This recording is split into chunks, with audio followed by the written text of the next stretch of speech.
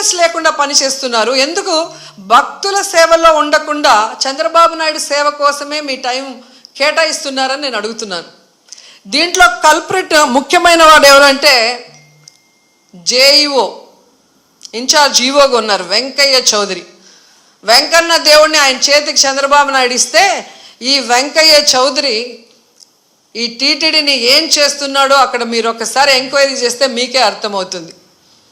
టీటీడీని ఈరోజు TDP office లాగా తయారు చేసి ఈరోజు భక్తుల సేవ కన్నా టీడీపీ వాళ్ళ సేవలోనే వీళ్ళు తరిస్తున్నారు. ముందు ఆ జేఈఓ వెంకయ్య చౌదరిని అక్కడి నుంచి తీసేస్తేనే ఆ తిరుమల ప్రక్షాళన అవుతుందని కూడా ఈ సందర్భంగా తెలియజేసుకుంటున్నా.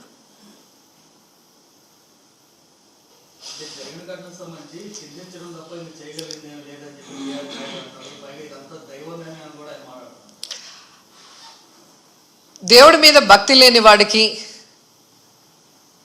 ఆ పోస్టు చేసే విలువ లేని వ్యక్తికి అలాంటి పెద్ద పోస్ట్ ఇస్తే ఇలాగే ఉంటుంది.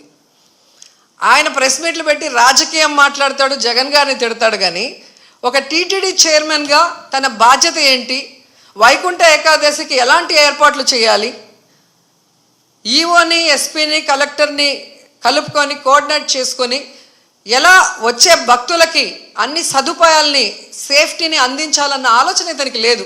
ఇన్సిడెంట్ జరిగినప్పుడు కూడా హైదరాబాద్లో కూర్చొని ఉన్నాడు. ఆయన మాట్లాడిన తీరు చూస్తే తాగి మాట్లాడా, వయసు అయిపోయి మాట్లాడా నాకైతే అర్థం కాలేదు. కానీ ఎంత కేర్లెస్గా, ఎంత సిల్లీగా ఆయన మాట్లాడిన మాటలు. నేను గుడిలో ఎస్పీ కనిపిస్తే చెప్పాను, కొంచెం జాగ్రత్తగా చూసుకోండి, ఏదో గొడవలు అవుతున్నాయి అని నాకు సమాచారం వచ్చింది అన్నాడు. మరి ఎస్పీకి చెప్పిన తర్వాత ఎస్పీ కరెక్ట్గా చూసుకుంటున్నాడా లేదా మానిటరింగ్ చేయాల్సిన బాధ్యత చైర్మన్కి బోర్డు మెంబర్స్కి ఉంది కదా. మరి నువ్వు హైదరాబాద్లో కూర్చుంటే తిరుపతిలో టికెట్లు ఏ కౌంటర్లో ఇస్తున్నారు, వాళ్ళకి ఏం సేఫ్టీ ఉంది, వాళ్ళకి ఏమి సౌకర్యాలు అందుతున్నాయో ఎలా తెలుస్తుంది మీకు?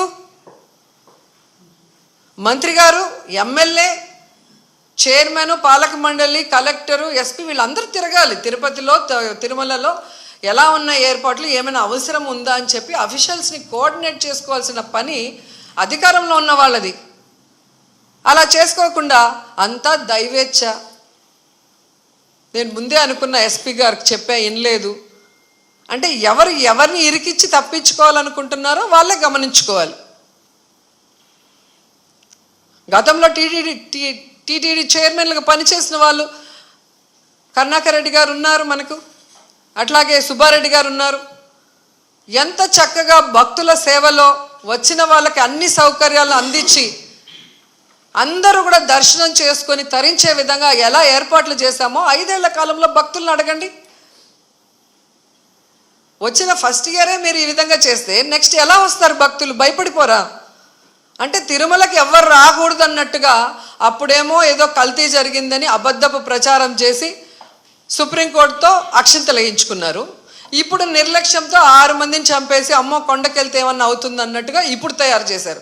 అంటే తిరుమల పవిత్రతను దెబ్బతీయటానికి కంకణం కట్టుకున్నట్టుంది కూటమి ప్రభుత్వం.